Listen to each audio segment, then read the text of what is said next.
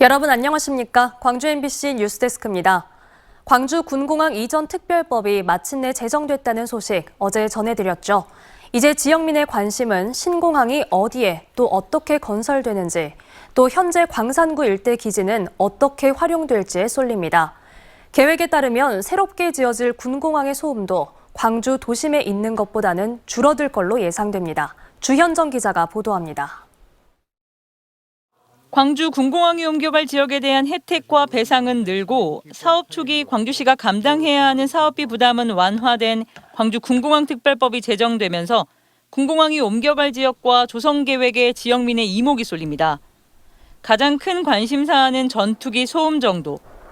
새 공항은 현 기지보다 1.9배 크게 건설되는데 이 중에 4분의 1은 광주 군공항 일대에는 없는 소음 완충 지역입니다. 기지를 키워 이전 지역의 민간 소음 피해를 최소화하겠다는 겁니다. 구체적인 소음 절감 기대 효과는 이전 부지 선정 후 각종 계획을 수립하는 단계에서 산출되겠지만 현재 도심권 85웨클 수준의 소음보다는 낮을 것으로 전망됩니다. 실제 그 소음의 피해를 입는 범위가 지금 우리 광주 송정보다는 훨씬 더 범위가 줄어들 거고 그 소음의 강도도 약할 거거든요.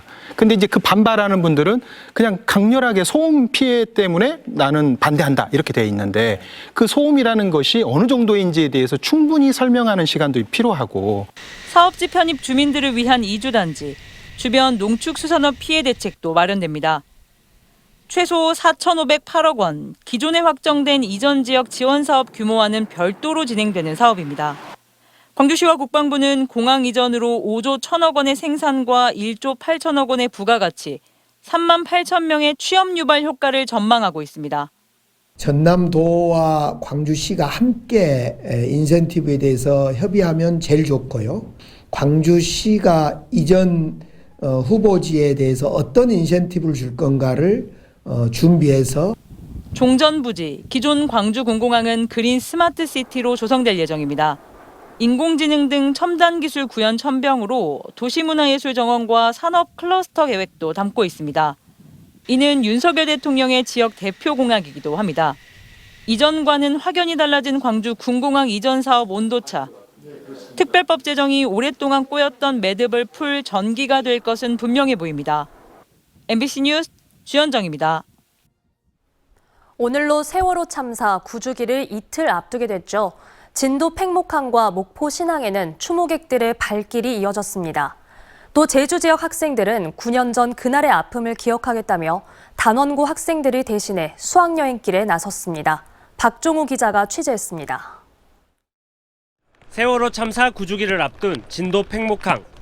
노란 추모 깃발이 바람에 나부끼고 있습니다. 시간이 멈춰버린 팽목항에는 빗속에서도 추모객들의 발걸음이 하루 종일 이어졌습니다. 그 일이 있고 벌써 9년이 흘렀다는 게 참 놀랍고요. 잊혀져간 아이들에 대해서 되게 안타깝고. 세월호가 거치된 목포 신항을 노란 옷을 입은 제주 지역 학생들이 찾았습니다. 조심스러운 발걸음으로 세월호에 오른 학생들은 참사 당시 그날을 떠올립니다. 학생들은 9년 전 진도 바다에서 멈춰버린 단원고 학생들의 수학여행길을 완성하기 위해 목포와 진도를 찾았습니다. 이제 단원고 언니 오빠들이 수학여행이 팽목에서 끊겼잖아요. 그 끊긴 길을 좀 저희 청소년들이 지금 그 나이대 청소년들이 한번 이어서 마무리를 지어보자. 세월호 유가족들은 세월호 9주기 당일인 오는 16일 사고가 발생했던 해역에서 선상 추모식을 열 예정입니다. 세월호 참사가 일어난 지 9년. 곳곳에서 추모의 분위기가 이어지고 있습니다. MBC 뉴스 박종호입니다. 이처럼 진도를 향한 추모의 발걸음도 나오는 가운데 진도 군민들은 어떨까요? 세월호가 바다에 침몰했을 때 진도 주민들은 생업을 뒤로 하고 온 힘을 보탰습니다. 이후 농어업은 물론 관광도 타격을 입으면서 지역 경제가 크게 위축됐었는데요.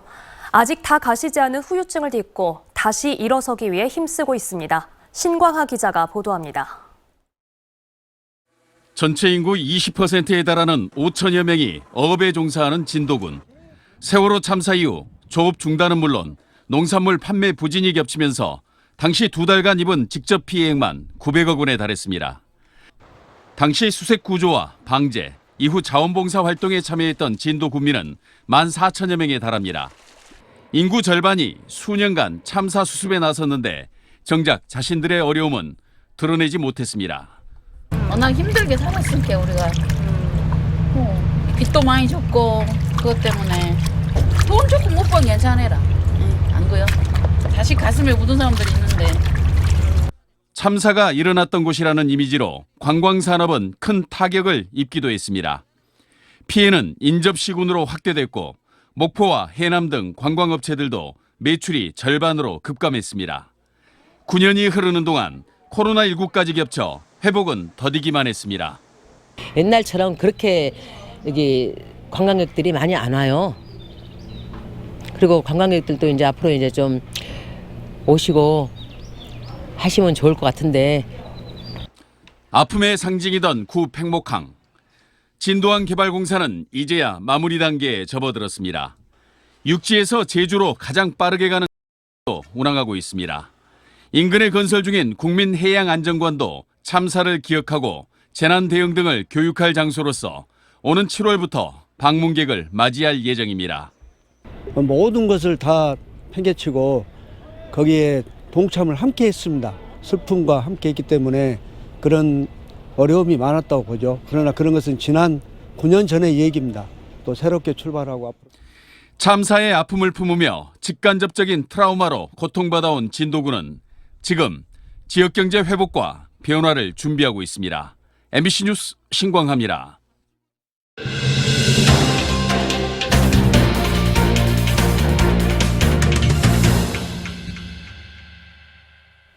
전남 지역 자치단체마다 인구 소멸이 위기인 가운데 이 청년층 인구 감소가 가장 극심합니다.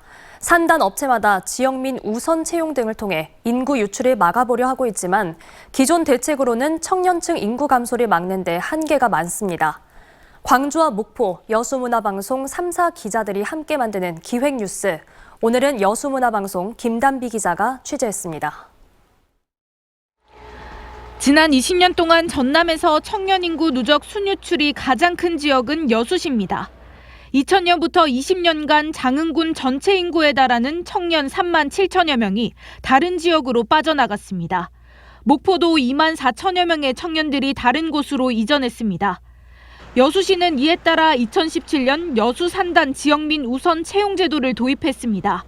주민등록상 거주지가 여수인 지원자에게 서류 전형에서 가산점을 부여해 청년층 유입을 유도하겠다는 건데 효과는 그리 크지 않습니다. 채용 후 인근 도시로 주소를 옮기던가 아예 직장을 그만두고 수도권으로 빠져나가고 있습니다.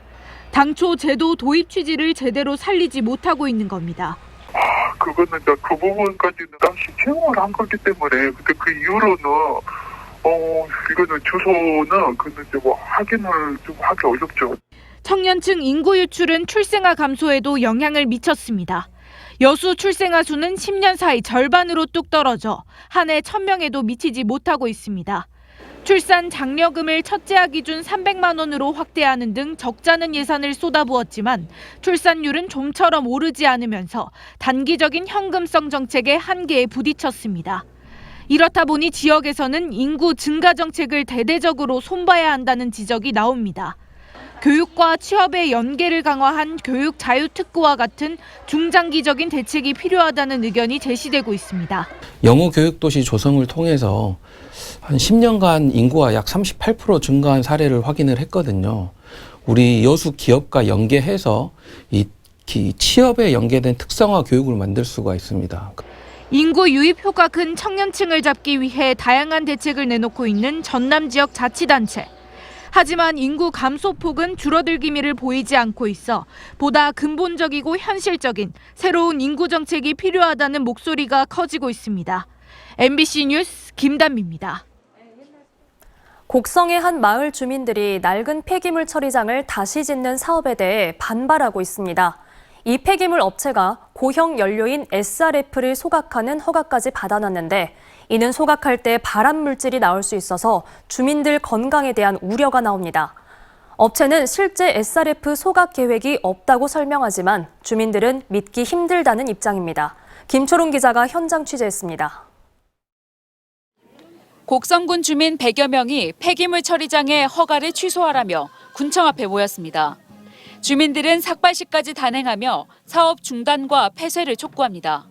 곡성군은 주민동에 없는 폐기물 처리장 허가 취소하라! 주민들의 반발이 더 거세진 이유는 폐기물 업체가 개발 허가를 앞두고 있기 때문입니다. 폐기물 처리장입니다. 시설이 낡다 보니 대부분 이렇게 철거한 후에 새롭게 지을 예정입니다. 기존 시설 11개 동에서 9개 동을 철거하고 허가가 떨어지는 대로 5개 동을 새로 짓는다는 계획입니다. 주민들은 이 업체가 증설을 한 뒤 SRF 제조와 소각 사업을 진행할 것으로 예상된다며 이렇게 되면 건강권이 심각하게 침해받을 거라고 말합니다. SRF를 만들기 위해 광주와 전남에서 하루 300톤의 폐기물을 들여올 것이고 또 소각하는 과정에서 다이옥신 등 발암물질이 발생할 거란 겁니다. 민간 기업이라는 것이 비용을 아끼고 매출을 늘려야 돈을 많이 벌게 되잖아요. 제조를 하게 되면 당연히 그거를 사용을 해야 돈을 벌기 때문에 또 사용을 하려고 할 것이고. 하지만 해당 업체는 주민들의 지나친 기우라고 맞섭니다. 최근 사업 인수 과정에서 이전 업체에 SRF를 소각하는 발전 면허를 함께 사들인 건 사실이지만 실제 소각 계획은 없다는 입장입니다. 또 SRF 소각이 아닌 플라스틱과 비닐 등 폐합성 수지를 파분쇄하는 목적으로 개발 허가를 신청했다고 설명했습니다.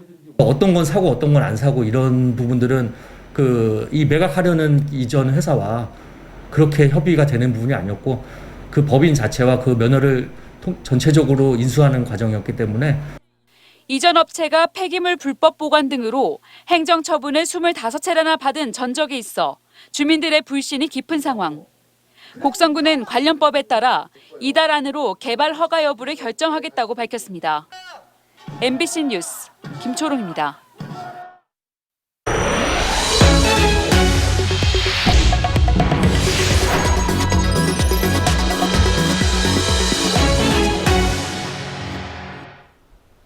올해 광주 비엔날레에서는 주제전인 본전시 외에 9개 나라의 특별전도 눈길을 끌고 있습니다. 그동안 상대적으로 잘 알려져 있지 않은 광주 도심의 작은 문화 공간에서 열리는데요. 이 파빌리온 전시 중 2곳을 조현성 기자가 소개해드립니다. 색연필로 그려낸 담백한 느낌의 동물 새밀화, 빙판 낚시를 하는 일상을 담은 수채화, 각각의 작품마다에서 따스함과 평화로움이 전해집니다.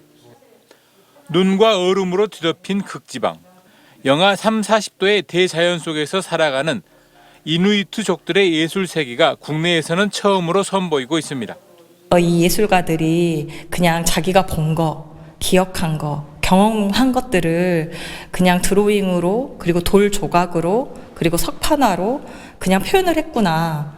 그래서 이게 되게 예술이라는 게 특별한 게 아니고.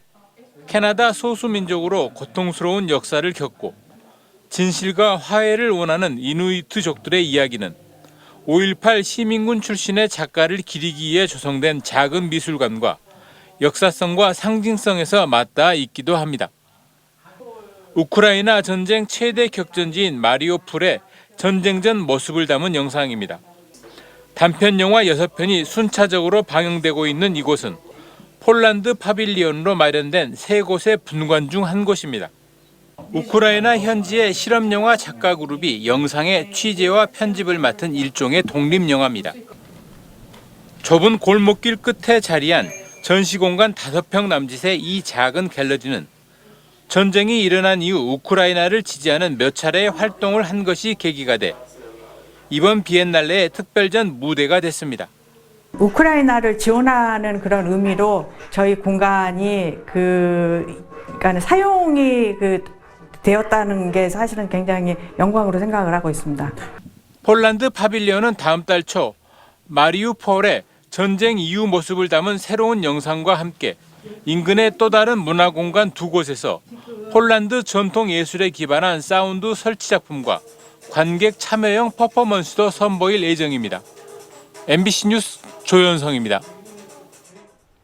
양림 골목 비엔날레도 오늘 개막식을 시작으로 오는 6월 25일까지 양림동 미술관 거리 일대에서 열립니다. 지역 예술인 단체인 양림미술관 거리협의체는 골목 사이의 빈 건물 7곳을 전시 공간으로 활용해 설치 미술과 회화, 미디어 아트 등 광주 전남 작가 15명의 작품 30여 점을 전시했습니다. 또 작가들이 작품을 만드는 과정을 방문객이 볼 수 있도록 한 오픈 스튜디오 11곳도 운영합니다.